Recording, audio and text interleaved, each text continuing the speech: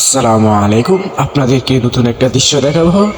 দেশের বাইরে থেকে যারা যারা ভিডিওটি দেখতেছেন, ভালো লাগলে সাবস্ক্রাইব করে দেবেন।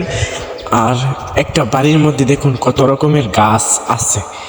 আপনাদের যদি ভালো লাগে লাইক কমেন্ট শেয়ার করে দেবেন, আর পারলে সাবস্ক্রাইব করে দেবেন। ভালো থাকবেন।